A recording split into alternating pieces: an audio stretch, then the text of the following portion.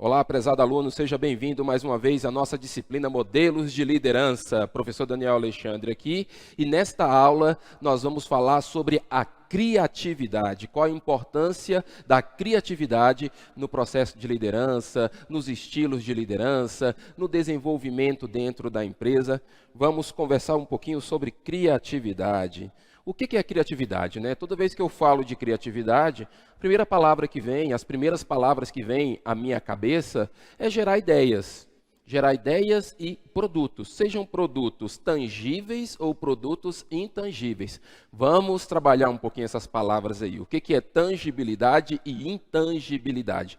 Produto tangível é aquele produto que eu pego, que eu toco. Por exemplo, isso aqui é um produto tangível. Eu pego nesse produto, eu toco nesse produto, é um produto tangível. O produto intangível é aquele que eu não pego, é aquele que eu não toco. Por exemplo, o quadro é tangível, esse pincel é tangível, o apagador é tangível, mas essa aula não é tangível. Esta aula é uma aula intangível. Ou melhor, é um produto intangível. E o produto intangível eu posso chamar ele de serviço. Então, todas as vezes que eu falar de produto tangível ou produto intangível, o produto tangível é o produto em si mesmo, é o objeto que eu toco, e o produto intangível é o serviço. Então, gerar ideias ou produtos, sejam eles tangíveis ou intangíveis, ou produto propriamente dito, ou serviços novos, que atendam a necessidade latente e que tenha qualidade. Vamos compreender o que significa essa palavra latente. Latente é aquilo que alguém tem muita vontade de fazer. Aquilo que às vezes está escondido, mas é uma necessidade muito forte. Por isso que a gente fala assim, uma necessidade latente. Quando a gente vai fazer trabalhos em sala de aula com os nossos alunos, a gente fala assim para eles: eu quero que vocês construam um produto tangível ou intangível, que vocês criem aí esse produto tangível e intangível com características, com benefícios, com descrição, com preço, com público-alvo, mas eu quero que ele atenda uma necessidade latente. O que é isso? É aquilo que todo mundo quer, mas não tem. Então, quando você observa, quando a empresa observa e faz essa pesquisa de necessidade e começa a observar as demandas, os clientes, começa a observar o que o público está querendo, ele quer um serviço, ele quer um produto, só que esse produto não tem no mercado. Então, isso significa que nós temos uma necessidade latente e essa necessidade vai ser atendida por meio da criatividade, por meio da geração de ideias, por meio da criação de produtos. Então, toda vez que eu falo de criatividade, a primeira coisa que vem à cabeça são esses conceitos. E aí, nós temos aí alguma coisa relacionada às habilidades. As habilidades influenciam no processo criativo ou no pensamento holístico e sistêmico. Ter um pensamento sistêmico significa compreender e saber tratar as relações de interdependência que formam a sua organização. Vamos lá, que a gente tem muita coisa para falar nesse slide aqui. Primeiro, a questão da habilidade. Nós já falamos muito sobre habilidade. Gente, habilidade é prática. Habilidade é mão na massa. Habilidade é você saber fazer as coisas. Então, quanto mais habilidade eu tenho em determinado processo, mais a minha criatividade ela é ativa, mais influencia a minha criatividade. E para eu ter essas habilidades mais trabalhadas, eu preciso de um pensamento holístico. O que é um pensamento holístico? Pensamento holístico é aquele pensamento 360 graus. 360 graus, ou seja, a visão do todo. Gente, abrindo um parênteses aqui, deixa eu falar para vocês sobre essa questão de 360 graus. Às vezes alguém fala assim: a minha vida deu um giro de 360 graus. Olha só, se a sua vida dá um giro de 360 graus, você gira e você para no mesmo lugar. Então, 360 graus é isso. Tem que ser assim, ó. Tem que ser um giro de 180 graus. Então, 180 graus é um giro de 90 graus, porque você vai para outro lugar. Então, vamos... Às vezes a pessoa fala assim: minha vida deu um giro de 360 graus. Parou no mesmo lugar, meu querido. Então, assim, visão holística é uma visão 360, ou seja, você tem uma visão do todo, de todos os ângulos. Você tem uma visão da empresa, você tem uma visão do colaborador, você sabe o que está acontecendo com você, e isso é visão holística. Logo, nós temos um pensamento holístico, então eu não ando desse jeito aqui, ó. Já viu aquelas pessoas que só olham para determinada coisa, só tem uma ideia fixa, não sai daquele lugar, só anda assim? Não. Para trabalhar essa questão do processo criativo, eu tenho que ter uma visão ampla, uma visão bem mais limpa de todos os processos, de tudo aquilo que está acontecendo. E sistêmico? Quando eu falo assim, pensamento holístico e pensamento sistêmico, ou visão holística e visão sistêmica. O pensamento holístico, eu enxergo tudo, eu vejo tudo que está acontecendo. O sistêmico, eu consigo unir, eu consigo alinhar. Eu consigo trazer todos os stakeholders. Vamos lembrar o que são stakeholders? São aquelas pessoas envolvidas no processo. Então, eu consigo alinhar fornecedor, cliente, empresas, colaboradores, governo, políticas, comportamento humano. Eu consigo alinhar tudo isso. Ó. Esse é o pensamento sistêmico, essa questão de junção, ajuste, organização, todos eles trabalhando como se fosse aquela questão que a gente tem falado aqui da engrenagem. Então é muito importante para o processo criativo a gente ter noção desses conceitos. E aí, o pensamento deve se alinhar à vontade de realizar essa tarefa criativa. A criatividade do líder, quando percebida e aceita pelos liderados, pode ser uma ferramenta de estímulo para o alcance de resultados. Quando eu falo que esse pensamento tem que se alinhar à vontade, significa o quê? Lá nas competências, nós falamos de conhecimento, habilidade e atitude. Atitude é vontade. Não adianta eu ter o conhecimento, não adianta eu ter a habilidade e eu fazer assim, de qualquer jeito, ou eu fazer assim amarrado, ou eu fazer empurrado. Já viu aquela história assim? Fala, nossa, mas esse camarada parece que está empurrado. Ele anda pesado, parece que anda se arrastando, ou seja, não tem vontade de realizar. É aquela pessoa que às vezes vai falar alguma coisa, ou vai tentar vender uma ideia que ele nem acredita naquilo. Como é que eu vou comprar a sua ideia? Como é que eu vou comprar essa ideia criativa? Como é que eu vou acreditar nessa ideia criativa, ou nesse novo rumo que você está querendo me levar, sendo que nem você demonstra que você tem vontade de realizar esse negócio? Então, é muito importante que o meu pensamento, a minha visão esteja alinhada à minha vontade, o meu querer fazer. E aí sim, eu vou conseguir influenciar os meus liderados, porque eles vão perceber que além de eu ter a ideia, que além de eu ter a habilidade, eu tenho a vontade de fazer isso. Logo, esses liderados, eles vão comprar essa ideia, eles vão querer fazer e eles vão estar junto comigo nesse processo. E aí vem a tarefa criativa. Lembrando que eu não vou fazer sozinho. Se é uma liderança, eu não vou fazer sozinho, gente. Liderança vai trabalhar junto com um grupo, junto com uma equipe. E aí nós temos um exemplo aí do líder conservador. O que é o líder conservador, né? As ideias antigas e rotineiras desse tipo de liderança podem até atingir certo resultado, mas por vezes não são tão produtivas e atrativas. Faz bem ousar de vez em quando. Ou seja, sem ousar na criatividade. O líder conservador é aquele que não ousa por meio da criatividade, ou não ousa na criatividade. O conservador é aquele que fala bem assim, sempre foi assim.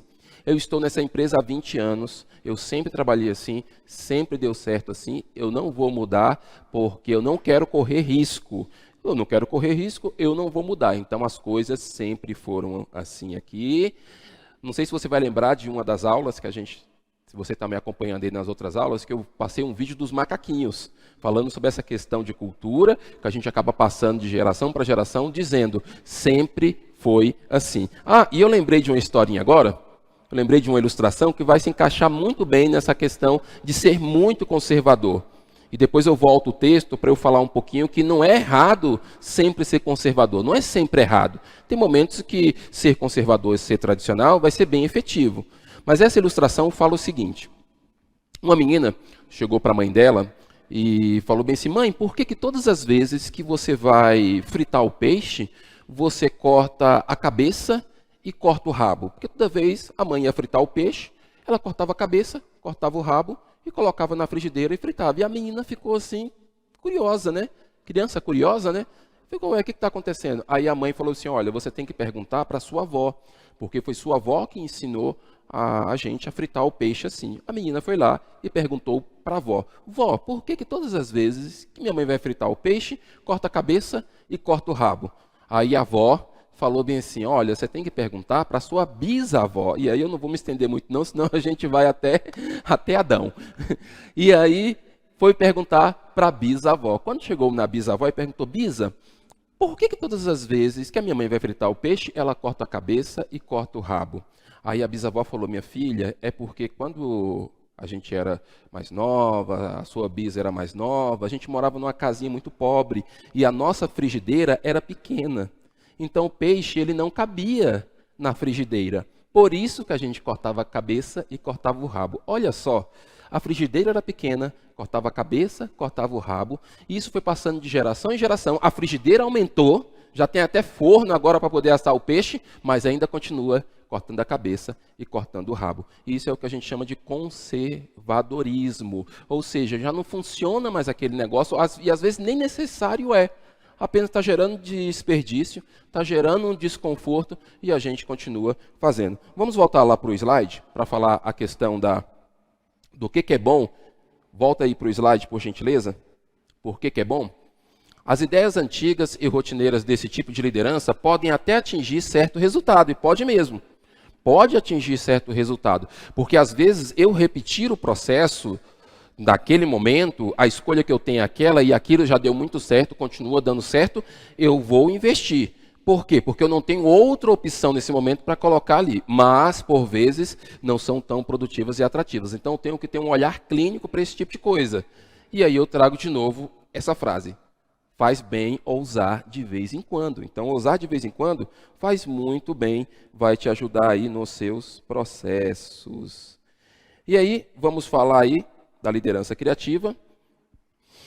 Integrar as maneiras. Tentar integrar as maneiras tradicionais com novas tarefas e melhorá-las. O que eu posso fazer com esse conservadorismo ou com a liderança tradicional? Eu vejo o que eu fiz no passado, eu aprendo com as histórias do passado, com os líderes do passado, eu aprendo com as tarefas que eu já executei no passado e eu trago elas, integro as novas maneiras e tento melhorar os meus processos. Eu vou tentar melhorar as minhas ideias. Então, eu não posso ficar muito apegado àquele modelo que sempre foi, porque a nossa vida é muito cíclica. As coisas mudam com muita rapidez. Eu estava até comentando esses dias, e comentei com vocês também nas aulas, que antes a gente falava de mudança de geração de 10 anos. Depois passou para 5 anos. Agora é de um ano para o outro. De um ano para o outro, de 2 em 2 anos, assim, no máximo você já vê um boom de mudança de comportamento, de mudança de necessidades, de mudança de pensamento, de mudança de uma série de coisas. Então não dá para a gente ficar tão apegado a essas questões tradicionais. Nós temos que ter um olhar clínico, não vamos jogar todo mundo fora, não vamos jogar todas as tarefas fora. Mas aí nós vamos fazer esse ajuste. E não vai se aplicar apenas à liderança da gestão. Funciona em qualquer tipo de liderança. Quando eu falo liderança da gestão, porque desde a nossa primeira aula a gente começou a falar sobre isso, né? Que nós temos a tendência de pensar assim, modelos de liderança é só para o gerente, modelos de liderança é só para o chefe. Não, não necessariamente. Você pode ser um líder sem ter uma função ou um cargo específico sobre você. Você vai exercer liderança em qualquer lugar que você está. A partir do momento que tem 2, 3 pessoas ali, você pode sim exercer a liderança. E isso pode ser aplicado a qualquer modelo de liderança. Tanto pode ser em grandes empresas, como empresas pequenas, como empresas familiares, como até na sua própria vida, como na sua casa. Então você sim pode aplicar essa criatividade ou todos esses conceitos que nós estamos trazendo aqui para vocês nessas aulas. E aí vamos falar dos tipos de liderança criativa. E nós temos aí esse autor, Stenberg, de 1999 e 2003. A liderança criativa pode assumir diferentes formas. Às vezes podemos aceitar as maneiras atuais ou tradicionais de fazer as coisas, mas isso não pode se tornar uma regra. E aí eu coloco essa palavra aqui. Quando eu leio esse texto, a primeira coisa que me vem à minha cabeça é a questão do engessamento. O que é engessamento? Vamos pensar numa perna engessada. Quem já engessou perna sabe do que eu estou falando. Eu já quebrei a perna, eu engessei a perna, você fica imóvel, dependendo da maneira como foi engessado. Na época, a minha perna foi engessada assim, ó, dobrada, dobrou a perna, eu fiquei com a perna dobrada, então assim, não tinha como nem andar, era se arrastando, era pulando no pé só. Você não sai do lugar. Então, quando eu penso nessas questões tradicionais, quando eu penso nesse tipo de liderança tradicional, ou de maneira tradicional que não sai do lugar, é um engessamento.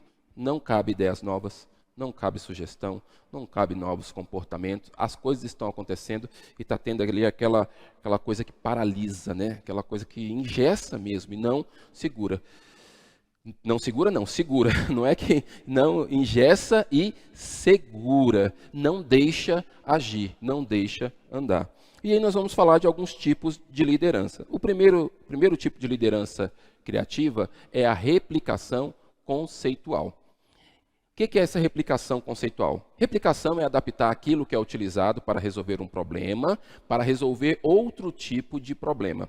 Conceitual diz respeito exatamente à utilização do mesmo conceito usado na solução de uma questão para resolver uma outra. Vamos tentar entender. Quando eu falo de replicação conceitual, é alguma coisa que deu certo, numa situação específica, aquela maneira de agir deu muito certo, as coisas que eu usei deu muito certo, as ferramentas que eu utilizei deu certo, e aí eu vou utilizar aquela mesma maneira, aquelas mesmas ferramentas para resolver outro problema, em outra situação, em outro contexto. É isso que é a replicação conceitual. É aquilo que você tira do seu bojo. O que é bojo? É bolso, né? É aquilo que você tira da sua experiência. Olha, eu já tive experiência nisso aí.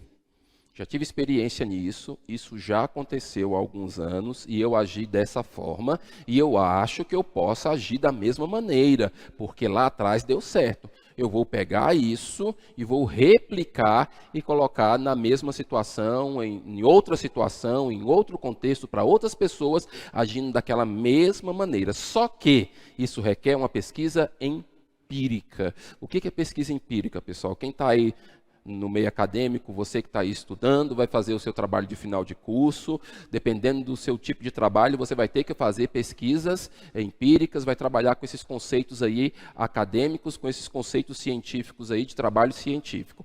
Pesquisa empírica é quando eu coloco à prova, quando eu observo, quando eu vou a campo, quando eu experimento as coisas. Não é só eu achar, eu acho que isso aqui dá certo.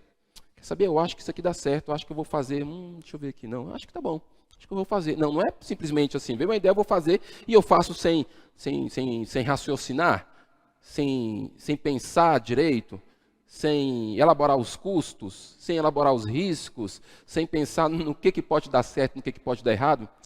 Não. Você tem que fazer essa pesquisa empírica, você tem que ir a campo, você tem que conhecer o contexto, você tem que conhecer aquelas pessoas, você tem que fazer uma certa análise ali para ver se aquele mesmo comportamento se encaixa com outras pessoas, com outro contexto, em outra situação. Depois que você fizer essa pesquisa empírica, falar, eu acho que dá certo, eu acho que vai ser legal isso aqui. Então, vamos fazer. É isso que é a replicação conceitual. Nós temos aí a redefinição, que é o momento de ajustar. Quando a liderança percebe que a forma de fazer uma tarefa é pouco produtiva ou gera inúmeros conflitos. E aí precisa redefinir com a equipe ou a organização a maneira que devem atuar. Como é que é essa questão de redefinição? É quando a coisa já está andando, eu já tenho um planejamento e aí aconteceu algo específico ali, apareceu algum gap, apareceu algum conflito, apareceu alguma barreira, algum bloqueio, e eu preciso redefinir isso aqui. Pessoal, vem cá, equipe, vem cá, colaboradores, vem cá, meu auxiliar, vem cá, meu subordinado, vem cá, meu chefe, pega todo mundo que está envolvido ali, a gente precisa conversar um pouco. Precisamos conversar aqui porque a gente tem que redefinir. E a gente tem que tomar cuidado com algo, porque planejamento planejamento, ele pode e às vezes ele deve ser mudado. Então não vem com essa história, às vezes assim você encontra em alguns lugares mais engessados, mas está no planejamento, está aqui no planejamento, porque a gente planejou, a gente tem que cumprir o planejamento, não está dando certo, gente.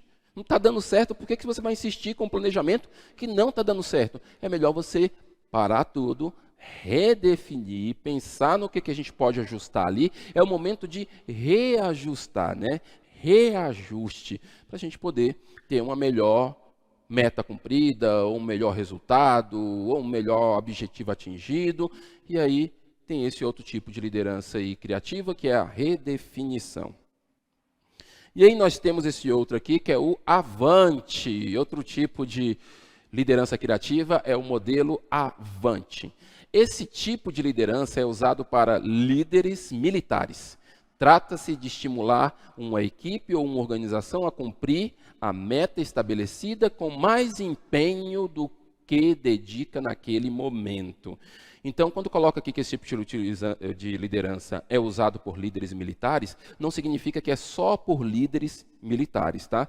Mas é o que acontece com mais frequência na questão do militarismo, com os líderes militares. É o quê? Está todo mundo agindo, está tudo correndo bem, o planejamento está de acordo, está todo mundo empenhado, a equipe está trabalhando, só que tem um momento específico que a gente precisa de uma carga maior. A gente precisa de uma força maior. A gente precisa daquele impulso. Sabe aquele impulso que o corredor dá quando está chegando próximo da linha de chegada? Dá aquele respira assim, ele guardou aquela energia, pá, e vai. É isso. É isso. É esse avante, é esse impulso, é esse movimento. Vambora, galera, vambora, é agora, a gente tem que ir. Vamos. E aí dá aquele boom. É quando eu vejo isso em algumas lojas. No final do mês, para bater a meta, para fechar a meta, às vezes eu estou passando na frente de algumas lojas e eu escuto os gritos lá dentro. Uhul! Somos vencedores! Somos a loja fulana de tal! E a gente vai conseguir! Às vezes o pessoal fica assim, gente, para que isso? Essa gritaria toda, na verdade, isso é um estímulo. Está estimulando o seu cérebro, o seu corpo, as suas emoções. É esse momento de avante. Nós vamos. Tem algumas terapias comportamentais que elas trabalham com isso. Tem até uns aplicativos que você faz algumas terapias acompanhadas ou terapias guiadas. E uma das ferramentas para trabalhar essa questão de ânimo, de disposição, é uma ferramenta que trabalha justamente com isso. Eles colocam uma música que é bem pensada na questão da neurociência, algumas palavras, alguns estímulos, alguns sons, e eles pedem para você imaginar algumas coisas. Você fica imaginando aquilo ali, enquanto você imagina, você vai se movimentando e tal, e eu vou conseguir. Isso é muito bom para quem está começando em exercício físico, isso é muito bom para quem vai fazer uma entrevista de emprego, isso é muito bom para quem está precisando de um estímulo para fazer determinada tarefa. Você não precisa fazer isso todo dia, né? Porque se fizer todo dia também vai chegar um momento que não vai gerar tanto resultado. Mas é interessante essas técnicas sim de avante, de estímulo. E aí a gente consegue sim ter um momento aí de criatividade. Falando um pouquinho mais sobre avante. Avante. O líder guia a empresa e faz avançar as ideias que já são utilizadas. Esse tipo é reconhecido e apreciado, pois reafirma a confiança nas pessoas de que elas estão fazendo a coisa certa. Então, não é só você falar assim, vambora, e bota o povo para trabalhar, e o povo corre, e a gente, estamos lá, e vamos conseguir, na garra, na fé, e tal. Mas você também tem que premiar, você tem que reconhecer. Você tem que chamar o colaborador e falar, olha, tá certo, isso mesmo, olha, excelente, show de bola. E às vezes trazer recompensas físicas, às vezes uma premiação, um reconhecimento, dependendo da empresa, tem um quadrinho de reconhecimento, às vezes tem uma plaquinha de reconhecimento, às vezes tem uma premiação em dinheiro, às vezes tem uma premiação que quase não é dada, gente, pelo menos eu não vejo. Se você vê isso lá na sua empresa, no ambiente que você trabalha, ó, show, parabéns. Que é o quê? Folga, gente, folga. Tem colaborador que se você der uma folga para ele, pensa numa coisa maravilhosa. Principalmente esse pessoal que trabalha aí às vezes sábado, domingo. Aí às vezes você fala bem assim, olha, esse final de semana é seu.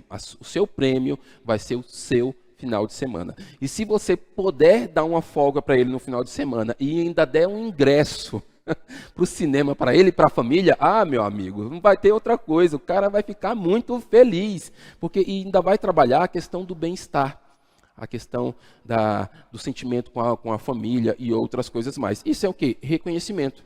Então, você reconhece, você aprecia, você reafirma, olha, tá certo, é isso mesmo, tá certo, mas eu acho que eu fiz tão mal, eu deveria ter feito melhor. Não, você fez o que deveria fazer, você fez aquilo que estava ao seu alcance, você fez aquilo que você tinha nas mãos, tá tudo certo, vamos para frente, eu estou aqui para te ajudar, precisando de mim, nós vamos junto. Isso é a liderança que trabalha nesse momento criativo aí do Avante. Então, continuando aqui, tipos de liderança criativa, nós temos aí a reconstrução e redirecionamento. Pessoal, só falar algo para vocês aqui, porque a gente está com um problema técnico e eu não consegui configurar direitinho as letras ali, tá? Mas não vai interferir, tá bom? Só surgiu ali, a gente tentou ajustar, mas a gente não deu conta, mas não vai interferir no processo aqui não, tá? Então, reconstrução e redirecionamento. Primeiro, eu tenho que observar o tipo de problema na empresa. O que é isso? Quando eu falo de reconstrução e redirecionamento. Eu vejo o que está acontecendo, eu observo o tipo de problema, aquilo que está acontecendo na empresa, e eu vou dar uma nova direção para aquilo. Então, eu vou reconstruir, eu vou dar uma nova direção, vou aproveitar, mas primeiro eu tenho que observar que problema que a gente está vivenciando. Não é simplesmente dar uma resposta de bate-pronto e falar assim, vamos embora, é isso que vai acontecer e a gente tem que ir. Não é bem assim, tá? Eu tenho que ter esse momento de observação. Segundo, atuar na busca de novas formas de agir. Depois que eu observei, aí eu tenho que ver quais as novas formas de agir, qual a maneira que eu vou agir, prestar atenção no resultado de cada uma dessas maneiras, dessas formas, para não acontecer de eu gastar energia demais, ou de eu queimar combustível, sabe? Ou de fazer coisas que daqui a pouco, só gastei energia à toa, e aí não fiz da maneira que deveria ser feito. No terceiro, igualar o estilo de liderar ao ambiente proposto. Nós não falamos dos estilos de liderança? Não falamos de 3 estilos principais aí, que é a liderança autocrática, que é a liderança liberal e que é a liderança democrática? Nós explicamos cada um deles, então eu preciso igualar o estilo de liderança ao ambiente que eu estou. Então, assim, dependendo do ambiente que eu estiver, eu vou ter que mudar o meu estilo de liderança. Eu vou ter que ter uma liderança melhor, vou ter que ter uma liderança mais pautada. E, às vezes, eu vou ter que ajustar um estilo com o outro. Em determinada situação, eu vou usar um estilo. Em outra situação, eu vou usar outro estilo. E no 4, retirar o que bloqueia o avanço da equipe. O que bloqueia é aquilo que está impedindo, né? É a pedra, né? Então a gente tem que retirar a pedra, ou tirar a pedra, né? Como diz a poesia lá, né? No meio do caminho tinha uma pedra no meio do caminho. Nunca me esquecerei, na vida de minhas retinas tão fatigadas, que no meio do caminho tinha uma pedra no meio do caminho. Então, às vezes, tem uma pedra no meio do caminho e a gente tem que tirar essa pedra, aquilo que está bloqueando. E essa pedra pode ser muitas coisas. Cada líder vai ter que dar o nome para a sua pedra, cada líder vai ter que descobrir a sua pedra.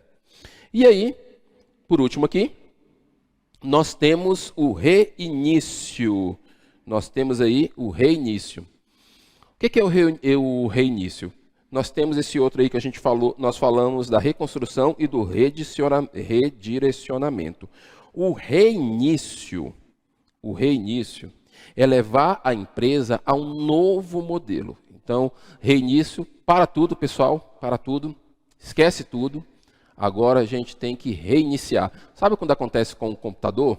Quando o computador dá alguma coisa errada, assim, a gente tem que reiniciar. Quando acontece algum problema com o seu equipamento, na sua casa e você liga lá para a operadora, o que a operadora diz? Às vezes você escuta até uma gravação, né?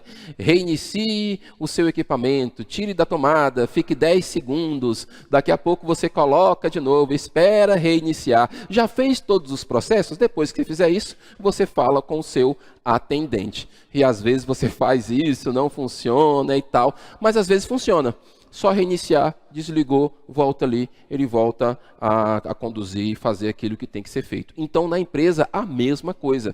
Às vezes eu preciso dar uma reinicialização, desculpa pela palavra, quase não saiu, mas é reiniciar. Então, eu preciso reiniciar, levar a empresa a um novo modelo, porque aquele modelo não estava funcionando, ou não está funcionando. Depois, eu tenho que entregar novos serviços ou novos produtos. Quando eu faço esse momento de reinício, eu preciso entregar uma coisa nova.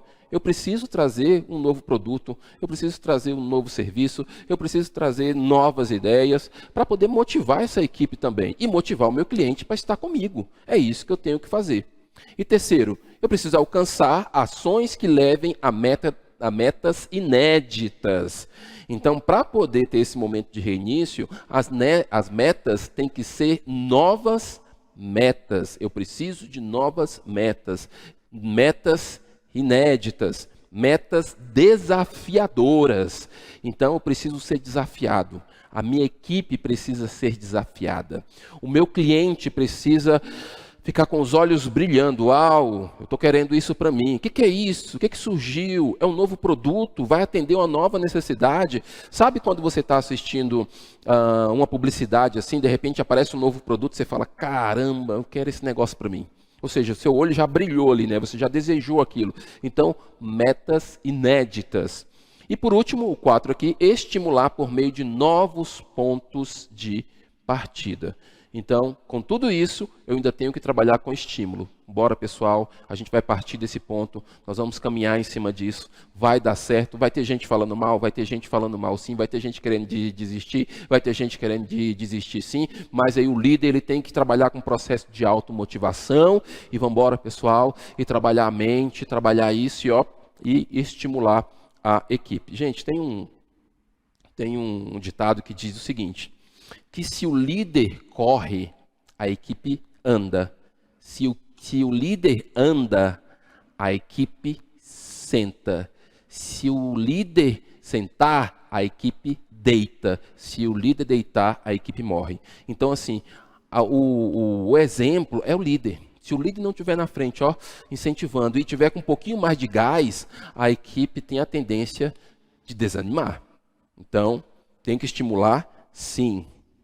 E aí nós temos agora, continuando falando sobre tipos de liderança criativa, nós temos a liderança da síntese, que é bem popular na política. O líder precisa ser capaz de integrar duas ideias que antes eram vistas como antagônicas e completamente independentes. Então, o líder, o que ele vai ter que fazer? Ele vai ter que trabalhar de maneira articulatória, ele tem que ser articulador, tem que ter uma boa cabeça, pessoal. Para trabalhar com esse tipo de liderança de síntese, você tem que ter uma boa cabeça, você tem realmente que trabalhar com ideias opostas e pensar assim, poxa, peraí, isso aqui é contrário a isso, mas como que eu posso juntar esses dois? Ou seja, como é que eu posso fazer essa síntese? Síntese é isso, né? Você faz uma análise, você analisa, pega tudo que tem ali e faz essa síntese. Eu gosto de dar um exemplo, talvez você goste desse exemplo, que é um exemplo que eu dou em sala de aula quando eu estou trabalhando com trabalhos acadêmicos. Então, quando eu estou trabalhando com técnicas de elaboração de trabalhos acadêmicos, a gente fala sobre essa diferença de análise, de síntese e fala de observação. E o exemplo que eu gosto de dar é de uma salada de frutas. Por exemplo, se eu pedisse para você assim, nós vamos fazer uma salada de frutas. Eu preciso que você faça uma salada de frutas. Você tem que fazer algumas perguntas. Quais as perguntas que você faria para mim? Primeiro, para quantas pessoas? Para que dia que é isso? Quais as frutas que você quer ou quais as frutas que você não quer? Você tem que fazer algumas perguntas. Então, essas perguntas é a pesquisa. Você está fazendo a pesquisa de necessidade. Não é simplesmente falar, eu preciso de salada de frutas. Aí você vai ali, faz e traz. Você não sabe nem quanto que eu quero, quanto de salada que eu quero, se eu quero algum acompanhamento, para quantas pessoas são. Pronto, você fez a pergunta, as perguntas necessárias para essa pesquisa e você vai lá. Quando você vai ao verdurão, você vai trabalhar com observação. Você vai observar as frutas, vai ver quais são as frutas que estão melhores, vai observar, vai pegar essas frutas e vai trazer para casa. Esse momento de observação, de compra, é a análise. Você está analisando o que você deixa, o que você leva. Pegou, analisou, levou para casa as frutas. Quando você chega em casa com as suas frutas, você corta tudinho, coloca dentro de um potinho, coloca suco de laranja, pronto. O que você fez ali? Você fez uma síntese. Então, para você nunca mais esquecer o que é análise e síntese, lembre-se da salada de frutas. Então, é isso que a gente está fazendo aqui nessa liderança da síntese. É você analisar as coisas, pegar tudo, vamos unir isso aqui e vamos tentar fazer alguma coisa boa. Vamos para a próxima aí. O líder deve ter capacidade de fundir essas duas ideias distintas que causam conflito numa única ideia que mistura e integra os melhores componentes das outras duas. Olha que frase complexa, né? Mas é isso mesmo. Eu estou misturando, eu estou integrando, pegando o que tem de bom de um, o que tem de bom no outro, vou limpando ali, ou seja, estou examinando todas as coisas e retendo o que é bom, né? Então, examinar tudo retende aquilo que é bom. Examinei, peguei aquilo que é bom para mim, trouxe, uni, juntei ali. Um exemplo que eu coloquei aqui para vocês. Execução de mais tarefas. Eu preciso ter uma execução de mais tarefas. Versus tempo livre para o PQVT. O que é PQVT? PQVT é Programa de Qualidade de Vida no Trabalho. O que é isso? Às vezes você ter ali um videogame, você tem uma sala para tirar um cochilo, você tem uma sala de vídeo, você tem massagem, você tem yoga, você tem terapia com cristais, não sei lá, você tem mindfulness, que é a meditação. Você tem um monte de coisa na empresa para você trabalhar, para desestressar. Então você tem esse programa de qualidade de vida no trabalho. Às vezes você pode trabalhar em casa, se você quiser, só que eu preciso executar mais tarefas. Não é antagônico? Eu estou dentro da empresa, eu preciso executar mais tarefas, ou seja, tenho que trabalhar mais, mas aí eu tenho que ter um tempo, eu tenho tempo ali para fazer o meu PQVT. Aí você fica assim, não tem como. Ou eu faço o meu PQVT, ou eu vou para a minha massagem, ou eu vou para a minha sala de vídeo, ou eu faço a tarefa. E aí não tem um conflito? Nós temos um conflito aí, porque se eu for fazer o tal da massagem, eu não vou entregar a tarefa que ele está me cobrando. E agora, o que eu faço? Com a minha mente de síntese, uma das soluções que eu consigo pensar com você aqui, uma das soluções é, vamos fazer uma análise das tarefas que não são mais necessárias. O que eu estou fazendo no processo? O que eu estou fazendo ali no momento de rotina que eu posso deixar de fazer? E aí, ou que eu posso fazer de uma maneira diferente para eu ter mais tempo? E aí eu preciso fazer isso. Quando eu consigo fazer isso, ou talvez o que está faltando é organização. Porque quando as minhas coisas estão organizadas, quando é um lugar para cada coisa, e cada coisa no seu lugar, eu tenho mais tempo.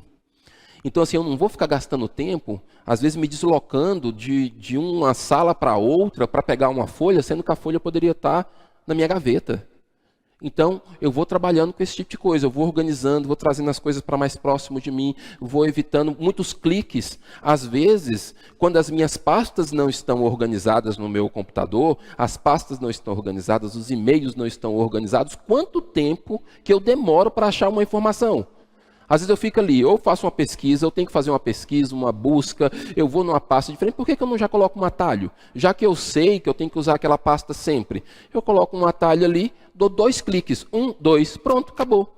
Ao invés de ficar recebendo spam o tempo inteiro. Spam no WhatsApp, sabe o que é spam no WhatsApp? Mensagem encaminhada, que é mensagem coletiva. Envia para todo mundo, não sabe nem que está enviando para você, nem lembra de você, a pessoa nem sabe se você leu ou se você não leu, e isso fica só enchendo no seu celular, você tem que parar para poder ver aquilo, ou para poder excluir aquilo, para poder arquivar aquilo. Isso toma tempo. Ou os spams lá do seu e-mail, toma tempo. Quanto mais você tirar essas coisas que toma tempo, você vai ter as tarefas feitas de uma maneira mais fácil, você vai ter mais tempo para fazer essas tarefas, e aí sim, você vai ter tempo para fazer o seu PQVT, a sua massagem, a sua yoga, o seu cochilo, você vai ter tempo. Então, isso são duas ideias opostas, e aí a gente trabalha com essa questão da síntese. Aí eu consigo juntar uma coisa com a outra. Esse é um dos modelos. Então, os tipos de liderança, esses tipos de liderança criativa, a gente termina aqui para poder entrar em outro assunto. E aí, segundo Stenberg, 99/2003, a liderança criativa pode assumir diferentes formas. Uma das formas, entre as listadas ao lado, está incorreta. Aponte qual. Vamos ver qual que está incorreta, que a gente não falou. Replicação conceitual, redefinição, redirecionamento, reinício, restabelecimento. Pensa aí, qual foi dessas que a gente não falou e que não faz parte desse tipo de liderança criativa? Pensa aí um pouquinho. Pensou? É o restabelecimento. O restabelecimento não faz parte desses tipos de liderança criativa. Agora vamos falar dos elementos de uma atitude criativa para a liderança. Vamos lá. Elementos de uma atitude criativa para a liderança.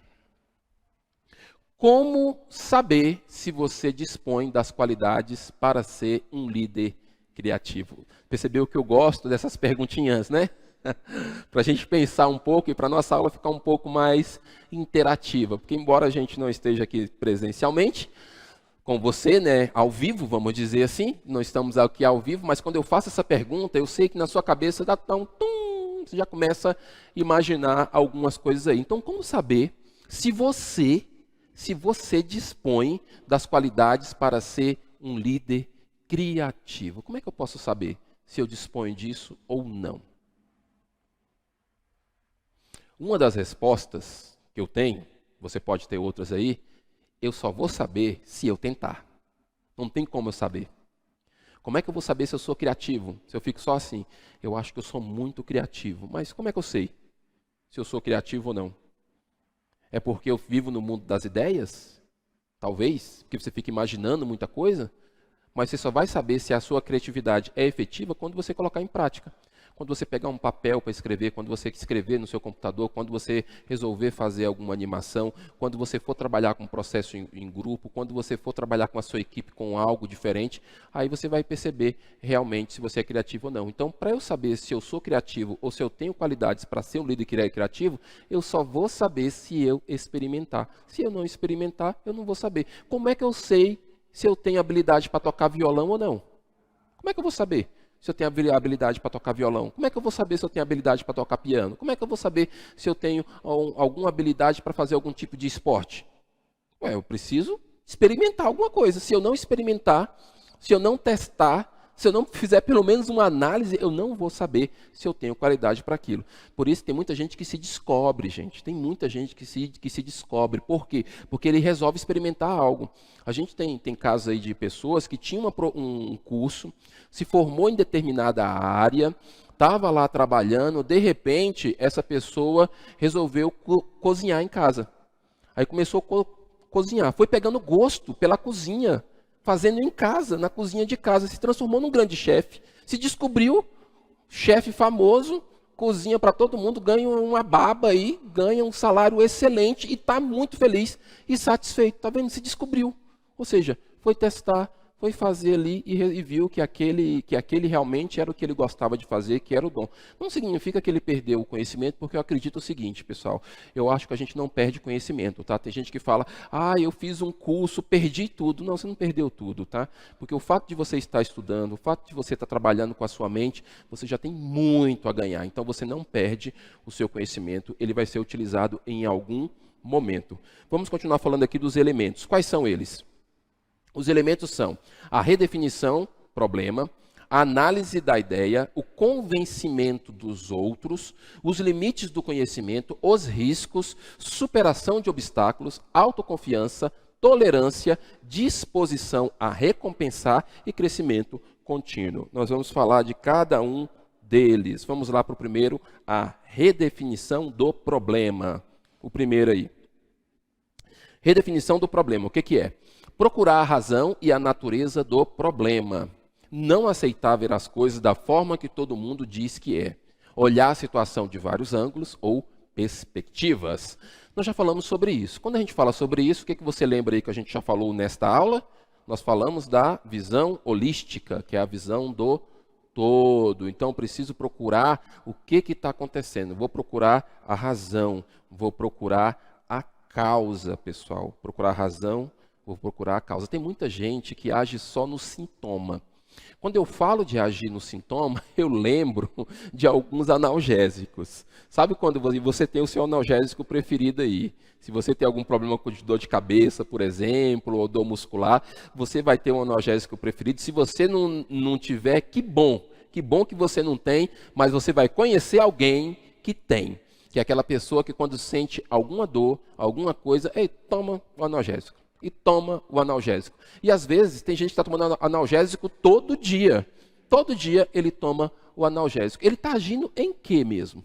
Ele está agindo em cima de quê? Está agindo em cima do sintoma e não da causa. Às vezes a causa dele é uma má alimentação.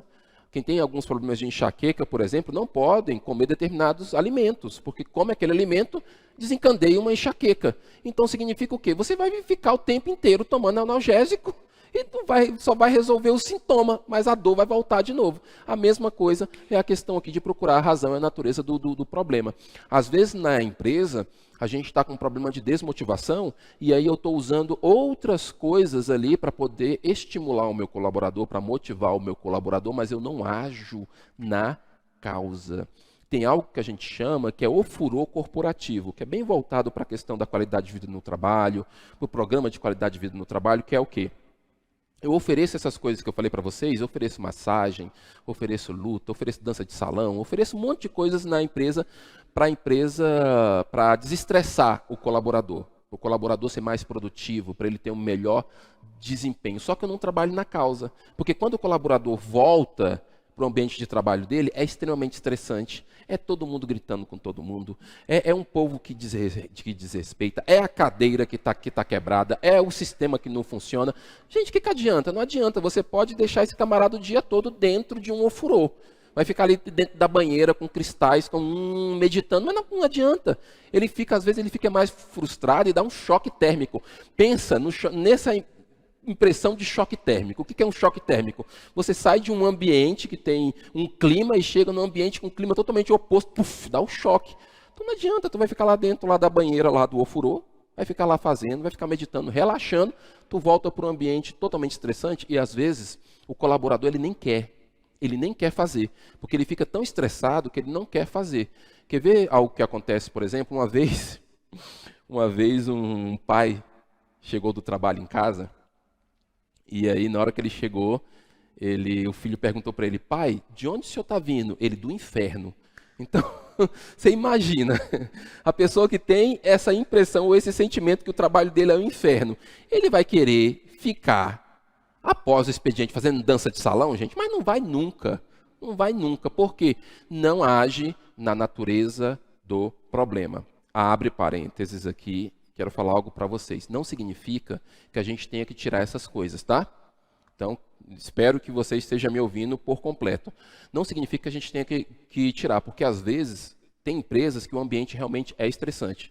Empresas que trabalham com determinados atendimentos, com determinado público, o público realmente é estressante, não tem como a gente evitar aquilo ali. Aí sim, essas coisas, elas vão ajudar a melhorar a questão do estresse. O que a gente tem que saber é se está sendo efetivo ou não, porque às vezes não está sendo efetivo, está só gastando dinheiro, eu não trabalho com a redefinição do problema e eu não olho essa situação por vários ângulos. Beleza?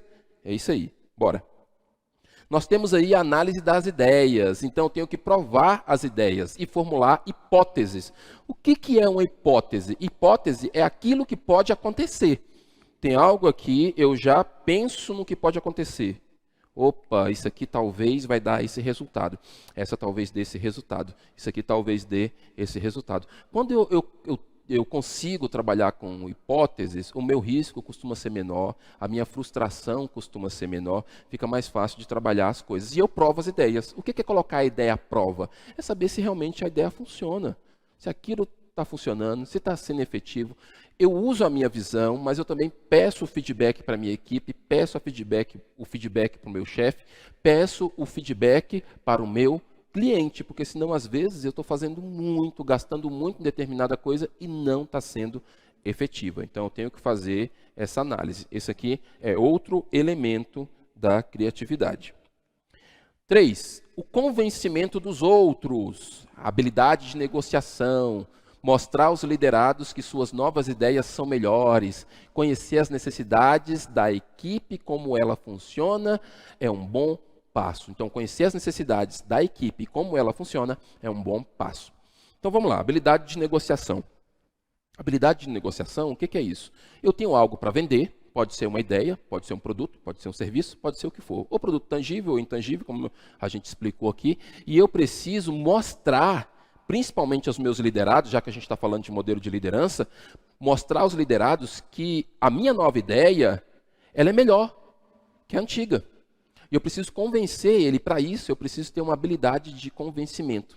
Eu preciso ter uma habilidade de negociação, de convencimento, de articulação. E uma das coisas que ajuda, por que eu coloquei ali conhecer a necessidade da equipe? Uma das coisas que ajuda é você conhecer o perfil de quem você quer convencer. Em uma das nossas aulas, nós falamos de conflitos e comportamento. Então, a gente falou de conflitos nas questões comportamentais. E dentro ali, nós falamos de alguns perfis, e um deles, por exemplo, nós falamos ali em um campo específico, que é o oral. Nós temos o oral e temos o esquizoide. Vou pegar os dois perfis, esquizoide e oral. O esquizoide, ele vive no mundo das ideias. É aquela pessoa que vive no mundo das ideias, imaginativo, não gosta de muito contato, às vezes gosta de ficar isolado mesmo. Ele gosta de ficar no canto dele, ele, o computador, ele, o livro dele, ele, a planilha dele e a tela dele para ele pintar. Ele fica ali, é o esquizoide. É o esquizoide, fica ali no mundo das ideias. O oral é aquele que fala bastante, gosta de falar, gosta de toque, gosta de interagir e sente bastante. Então ele tem muito sentimento, ele gosta de falar de sentimentos, ele gosta de ver a beleza das coisas, ele gosta disso. Como é que você negocia com dois camaradas desses? Como que você negocia com o esquizoide? Suponhamos que a sua equipe ali, a maioria é esquizoide. Como é que você negocia com ela? Qual a necessidade dele? Ele não vive no mundo das ideias, então o que ele gosta é de falar de ideias. Você tem que valorizar as ideias dele. Valorize as ideias. Fala, cara, eu quero te ouvir. Fala para mim das suas ideias. Conta aqui para mim. Conta. E aí, nesse momento, você consegue negociar, porque você está valorizando a ideia do camarada. Como é que você negocia com o oral? O oral não gosta de sentimento, não gosta de toque, não gosta, às vezes gosta de comer também. O que você faz? Quer negociar com o oral? Você vai marcar o quê? Você vai marcar um café, um jantar, não sei. Você procura saber qual a melhor comida dele. E aí você fala, olha, eu vou fazer um café aqui, vamos aqui para a gente bater um papo, que eu preciso te oferecer alguma coisa, vamos conversar. E você marca um café, o que você gosta de comer? E aí, o que você gosta de ouvir? E aí assim você consegue conquistar. E quando você for conversar com ele, você tem que valorizar o sentimento, porque ele gosta de sentir. Então você valoriza o sentimento, ele vai perceber, uau, ele está interessado em mim. E aí você vai conseguir convencer esses dois perfis específicos. Se você quiser trabalhar com qualidade de negociação, com articulação na negociação, vá para a minha aula, procure a minha aula lá de conflito e comportamento. Você vai ter muito conteúdo ali para você saber como que você negocia com as pessoas. O quarto, perceber os limites do conhecimento teórico. Insistir apenas em ideias passadas não ajuda em um cenário conflitante. Evitar a construção de um bezerro de ouro do conhecimento. Ouvir outras fontes e valorizar a experiência dos colaboradores. O que é isso aqui? Quando eu percebo os limites do meu conhecimento teórico, às vezes você tem muito conhecimento em uma área. Eu tenho muito conhecimento em uma área. Nós temos mesmo. Só que aí, pelo fato de eu ter muito conhecimento nessa área, eu insisto em ideias passadas. Porque não, Lembra lá da tradicional? Eu falo assim, não, mas eu sei disso. Eu sei que isso dá certo, porque eu estudei, porque eu fiz tal curso, porque eu estava em tal lugar, porque isso, porque aquilo, e você insiste em um cenário totalmente conflitante, com ideias que não estão dando certo, mas você tem aquela ideia fixa, né?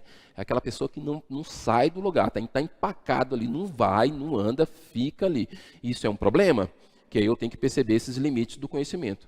E aí eu tenho que evitar a construção de um bezerro de ouro do conhecimento. O que é essa expressão bezerro de ouro de conhecimento? Bezerro de ouro faz parte de um cenário histórico aí, de um grupo que construiu um bezerro de ouro. E esse bezerro era algo assim intocável, admirável, porque ele era todo de ouro, foi feito com os objetos das próprias pessoas, e ele estava ali todo de ouro e ele era intocável, ou seja, ninguém toca, isso aqui é meu, é meu, é meu, é meu, e fica naquilo. E às vezes isso acontece com o conhecimento. Às vezes esse conhecimento se transforma num bezerro de ouro. Então você segura, é o meu conhecimento, é a minha sabedoria, é o meu livro, é o meu curso, e você não sai disso. Ou seja, você construiu o seu mundo ali, não anda, e aí é complicado lidar com alguém assim que só consegue enxergar dessa forma. E aí, para eu sair disso, eu preciso ouvir outras fontes e valorizar a experiência dos colaboradores. Você pode aprender com qualquer pessoa. Eu posso aprender com qualquer pessoa. E quando eu digo qualquer pessoa, eu digo qualquer pessoa mesmo. Independente de quem seja. Independente do nível de conhecimento, nós sempre podemos aprender alguma coisa. Porque eu tenho o costume de falar muito isso com os meus alunos. Eu falo, gente, eu tenho a experiência, a minha história de vida, eu tenho os cursos que eu fiz, a minha experiência, que é diferente da sua. Então, assim, a experiência que você tem, eu não consigo ter e nunca vou ter. Então, esse momento de experiência que você teve, você tem muita coisa para me ensinar, com certeza. E eu tenho que estar aberto para te ouvir. Às vezes você fala alguma coisa, eu fico, caramba, não tinha olhado por esse ângulo. E se eu tenho esse bezerro de ouro do conhecimento, e se eu fico apegado só à minha teoria, eu estou perdendo a oportunidade de aprender. Olha só, gente, se eu me apego só ao meu conhecimento e à minha teoria, eu estou perdendo a oportunidade de aprender. E se eu não aprendo, eu não consigo construir coisas novas. Então, quanto mais eu aprendo, quanto mais eu estou disponível a aprender, mais coisas novas eu tenho, mais criatividade eu tenho. É igual a história assim. O que é ser uma pessoa criativa? Como é que é ser uma pessoa criativa? Quanto mais informação você tem, quanto mais experiência você tem, mais coisa você consegue tirar da sua caixinha e trazer para dentro do processo criativo. Agora, se você não tem experiência, como é que você vai ter criatividade em alguma coisa? Se você só conhece de determinado ramo, se você só conhece aquilo. Então, você consegue juntar. Então, tem pessoas que são criativas, elas fazem assim, uau, olha, tem uma cadeira em tal lugar assim, e tem um armário em tal lugar assim. Se a gente juntasse esse armário com essa cadeira, daria para a gente fazer alguma coisa interessante. Eu vi esses dias uma mesa de vidro, que a base dela é uma cadeira deitada. Pegaram uma cadeira, deitaram assim a base de ferro e colocaram uma tampa de vidro em cima ali. Olha que extraordinário, que criatividade. Ficou bonito. Ficou bonito. Se a pessoa não tivesse vivência nem com cadeira, nem com tampo de vidro, como é que ela ia ser criativa? Então, quanto mais eu me permitir, quanto mais eu aprender e aprender com o outro, melhor vai ser. Vamos para o 5. Vamos ver aí o 5. Riscos calculados são necessários. Entender que pode dar certo ou não. Mais uma vez eu peço desculpa para vocês por causa desse sistema aqui, porque realmente deu um desajuste aí, a gente não conseguiu colocar e a gente tinha que gravar, então a gente peço desculpa aí para vocês por esse probleminha. Então, riscos calculados necessários. O que está escrito embaixo é entender que pode dar certo ou não. E aí o que eu faço? Prever, prevenir e se preparar são ações que mitigam os custos financeiros, físicos e emocionais. Então, eu tenho que calcular esses riscos, gente. Tenho que calcular. Tem gente que tem, às vezes, algumas crenças, respeita as crenças de todo mundo, né? A gente tem que respeitar. Mas tem algumas crenças, gente, que nesse sentido aqui de liderança, que não ajuda muito. Porque tem gente que fala o seguinte, eu não quero pensar. Porque se eu pensar no problema, atrai. Não, gente, eu não posso pensar que vai dar errado, não. Porque não vai dar errado. Não vai dar errado. Misericórdia. Não vai dar errado, vai dar certo. Criatura, Tu está dentro de um processo na empresa. Tu sabe que existe risco. Eu tenho que pensar nos riscos, sim. Tomara que não aconteça. Tomara, vamos torcer para não acontecer. Mas e se acontecer e eu não estiver preparado? Se chover e eu não tiver guarda-chuva? Pensa assim, eu estou indo para um lugar, vou pensar uma coisa bem simples. Estou indo para um lugar, está nublado, não vai chover. E se chover? Tu está sem guarda-chuva. Tu está sem lugar para se abrigar. O que vai acontecer? Tu está com equipamento na mão. Esse equipamento não está protegido com uma capa de chuva ou com uma mala ou com alguma coisa assim. Você vai se molhar todinho, pode pegar um resfriado e pode perder todo o seu equipamento. Então, eu tenho sim que entender. Eu tenho que entender que pode dar certo ou não. Prever, prevenir, se preparar são ações que mitigam os custos financeiros, os custos físicos e os custos emocionais. Nós aprendemos que mitigar é diminuir. E quando eu faço isso, eu tenho que ter aí, com certeza, né? O meu risco tem que ser um risco mínimo, porque se for um risco muito grande, aí eu tenho que estar preparado para isso. Mas algumas coisas, geralmente, quando você calcula, quando você se planeja, quando você se prepara, tendem a dar certo, viu? Então, pode dar certo, sim. Tem mais para dar certo do que para dar errado. E o sexto, vontade de superar obstáculos. Então, eu tenho que ter a vontade para superar obstáculos. Nós já falamos aqui o que é vontade, gente. Vontade, é aquele impulso, é aquela coisa que te impulsiona, é aquela força, aquela motivação, né? Que é um motivo de agir, né? Motivo para agir alguma coisa. Não pense você, eu também não posso pensar isso, eu tenho que estar sempre em mente isso dentro de mim. Você também tem que pensar isso, a sua equipe tem que pensar isso, que os problemas eles acontecerão. Onde existe relacionamento tem conflito, que as coisas realmente acontecem e eu tenho que estar preparado e com vontade para superar esses obstáculos. Então eu tenho que ter essa vontade de ir para cima para superar isso. 7, autoconfiança. O que é autoconfiança, gente? Autoconfiança, primeiro ali, reconhecer no que é bom e usar bem esses recursos. Tem gente que não gosta de reconhecer naquilo que é bom, porque também é outra crença que fala assim, não posso dizer que eu sou bom nisso, porque se eu falar que eu sou bom nisso vai ser muita vaidade. Não, vai ser muito orgulho, eu vou ficar mal, não sou bom não. Aí chega alguém e fala para você e fala assim, nossa, que trabalho bem feito, como você fez bem esse trabalho? Não fiz não, que isso, não, tá horrível, e não sei o que, ou seja, está sempre se diminuindo. Não, qual o problema?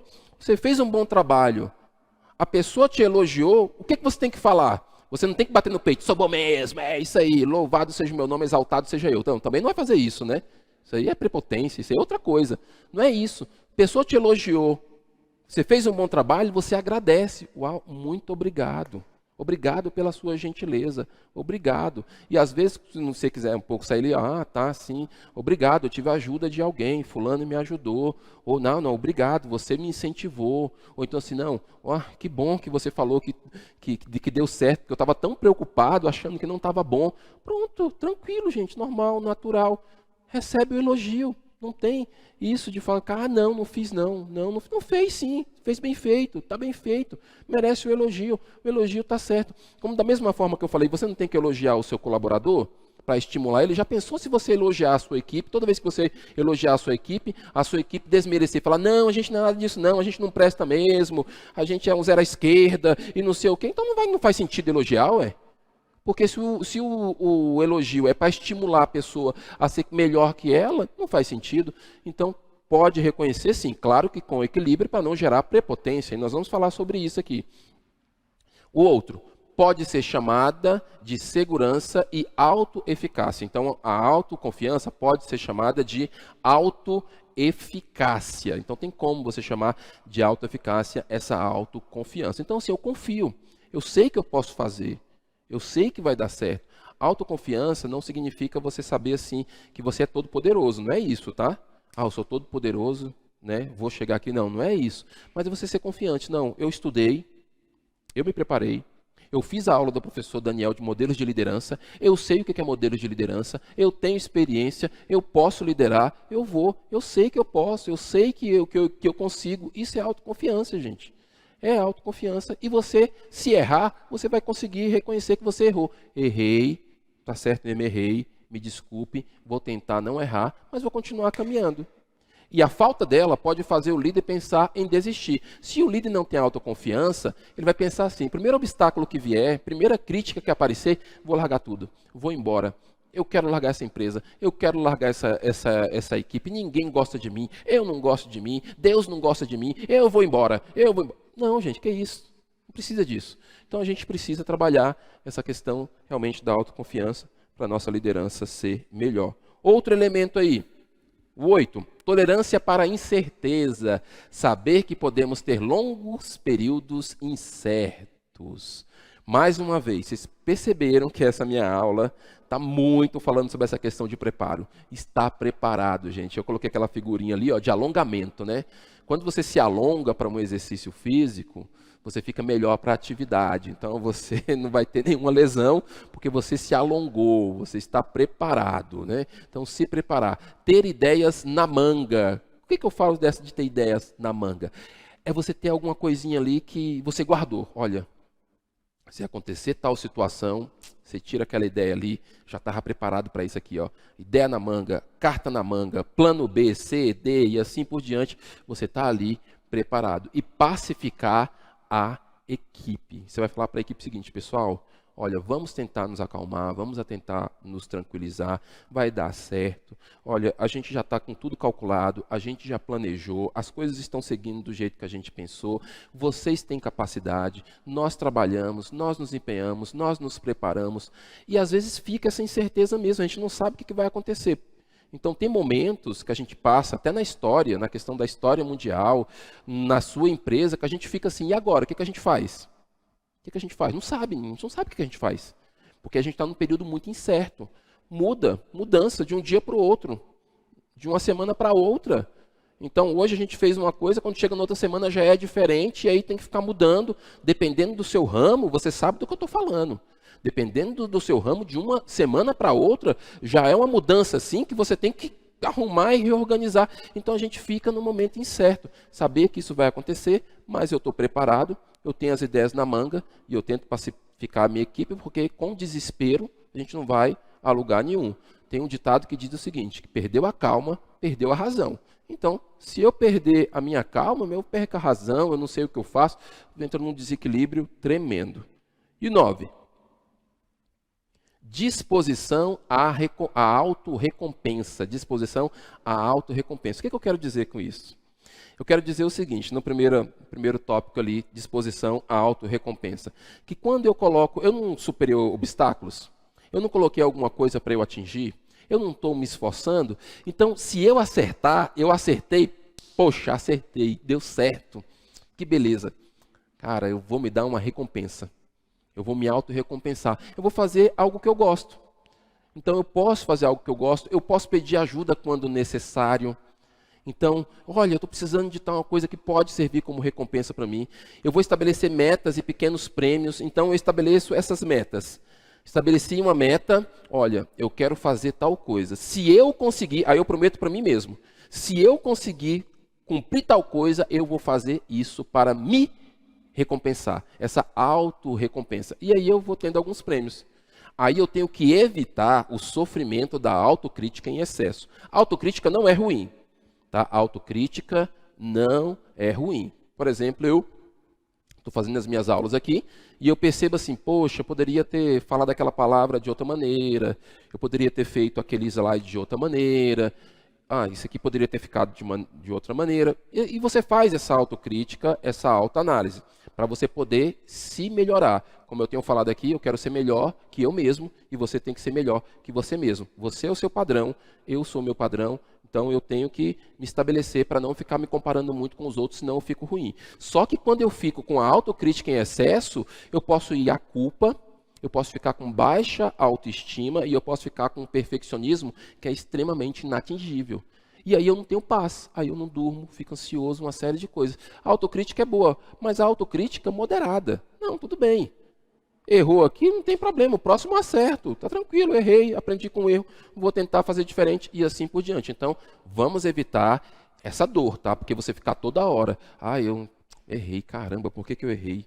Por que eu fiz aquilo? Não deveria ter feito, eu não sou nada mesmo, eu não presto, eu sou um mau profissional.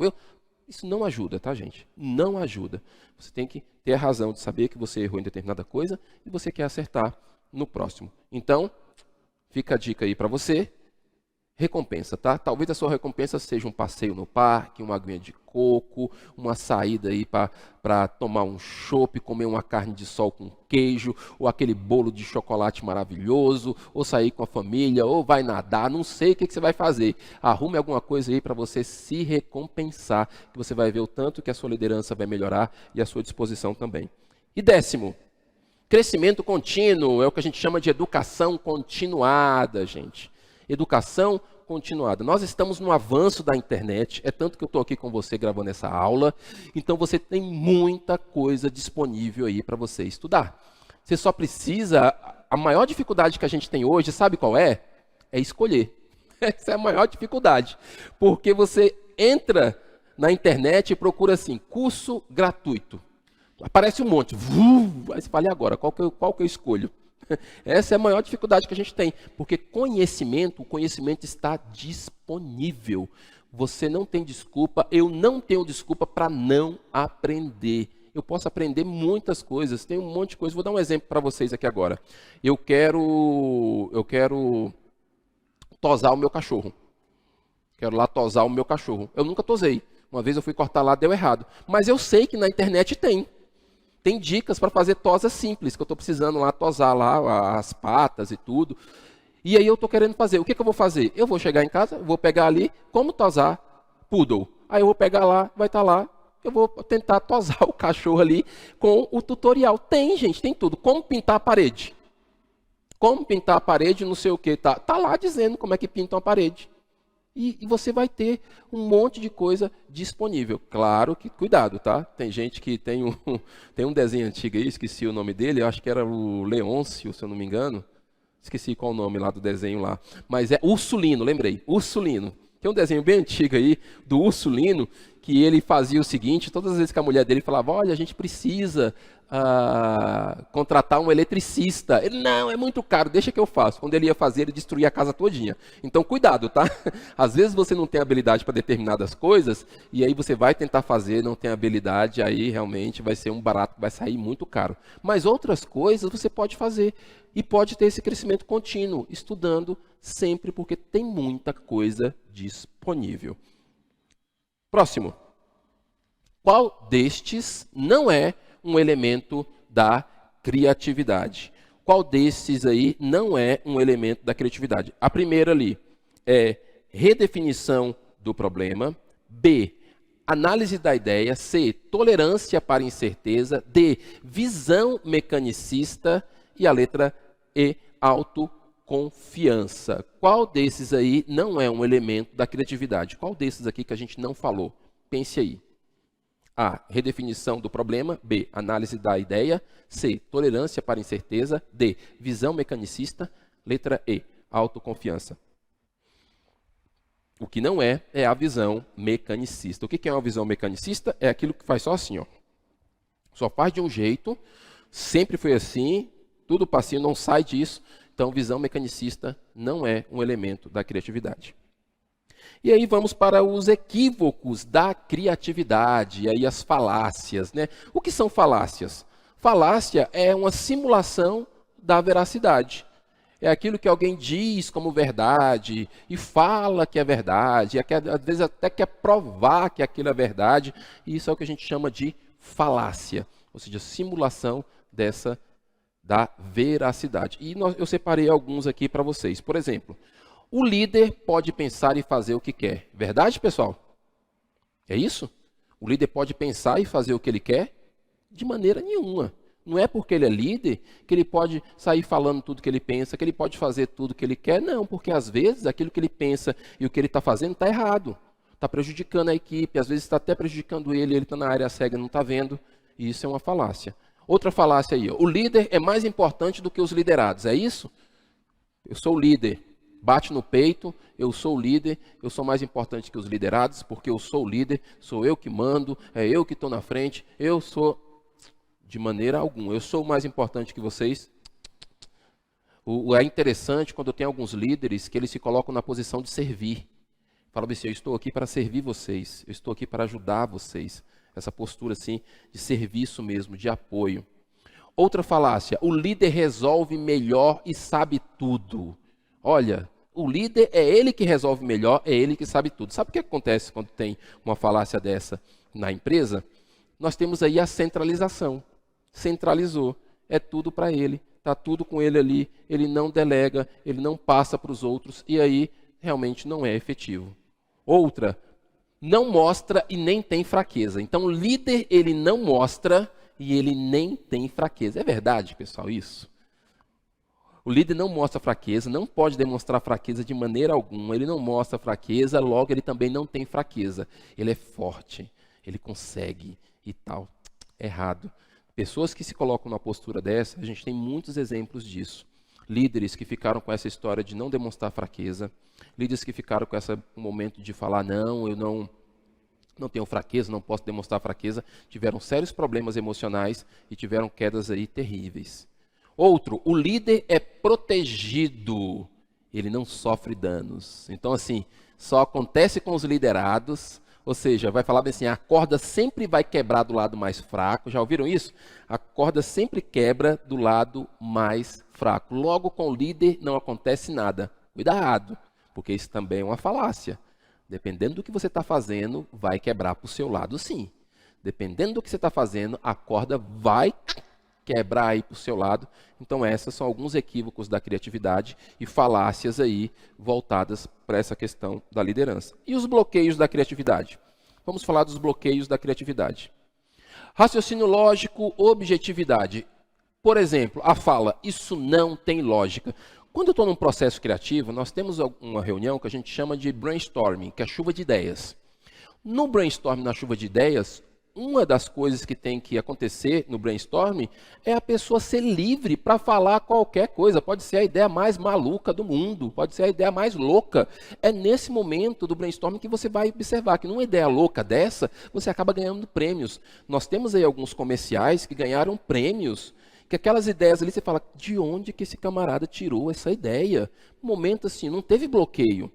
Não teve esse bloqueio do raciocínio, não teve esse raciocínio lógico e objetividade. Não, você não pode falar isso, você não pode dizer isso. Não, a gente está num processo criativo. Vamos discutir, vamos ver onde a gente coloca essa ideia aqui e aí eu vou trabalhando isso. Outro bloqueador da criatividade aqui, ó, acomodação, passividade. Ou seja, ficar sempre relaxado.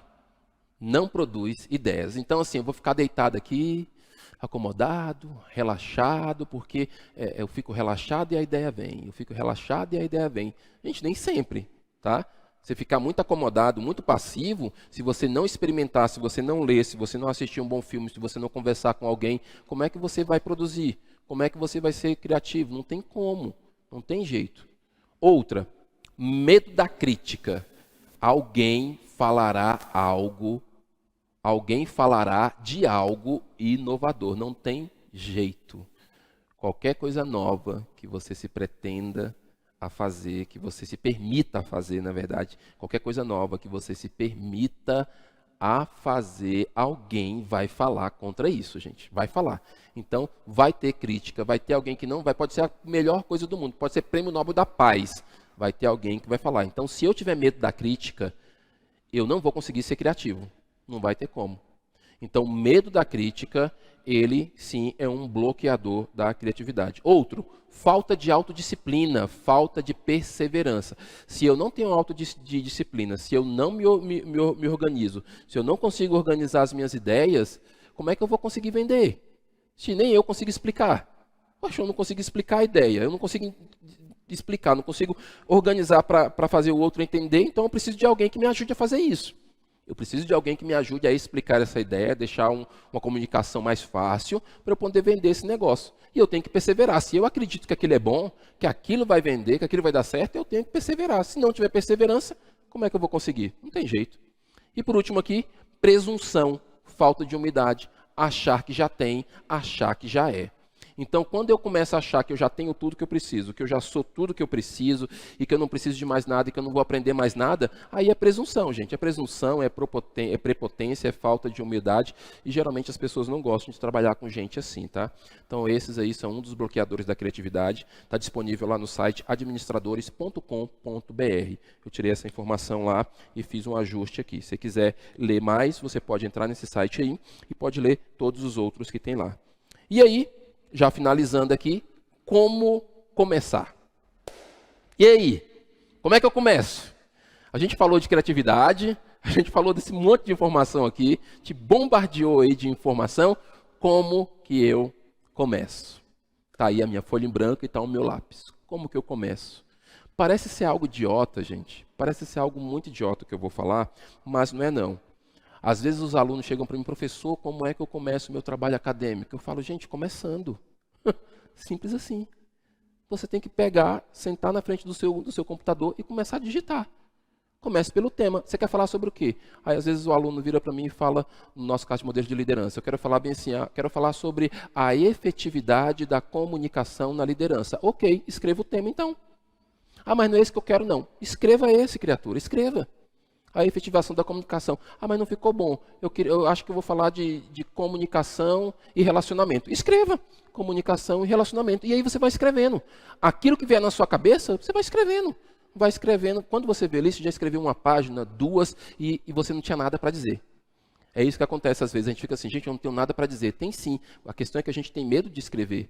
A gente tem medo de colocar no papel, ou no computador, ou no celular. Comece começando. Anote, ó, vai fazendo ali e as coisas vão surgindo. Se você não começar, não vai andar. Às vezes é porque às vezes a gente tem a tendência de querer já começar, assim, já quer nascer pronto, né? Ah, se eu pudesse nascer pronto, se eu pudesse estar tudo certo, todos os cursos, todas as competências desenvolvidas, mas não é assim, gente. É como eu falei para vocês em umas aulas. Tem gente que tem medo de nadar. Como é que você vai superar um medo de nadar? Nadando. Você tem que colocar o pé na água, meu querido. Senão, como é que tu vai? Tem que pelo menos colocar o pé na água ali, também sentir aquela água ali, senão não vai. Então, comece, faça aquilo que você já tem, vá ajustando, peça ajuda, use essas técnicas que nós falamos aí. E aproveite as oportunidades. Eu já falei isso aqui uma vez, vou falar de novo. Oportunidade só tem topete, você pega ela pela frente. Aproveite as oportunidades de conhecimento que você está tendo. Aproveite a saúde que você tem. Aproveite o momento de raciocínio que você tem. Porque se você está assistindo essa minha aula, você tem raciocínio, você consegue pensar, você consegue compreender. Aproveite. Enquanto você tem raciocínio, enquanto você tem capacidade de aprender, você vai aprender sempre. Você pode aprender até nos últimos segundos da sua vida, desde que você tenha raciocínio. E aí, para não perder o costume, a gente vai fechar aqui com a nossa frase. Sejam espertos como serpentes e simples como pombas. Quem falou isso foi Jesus. Meu querido aluno, meu caro aluno, muito obrigado. A gente se encontra na próxima aula. Um abraço.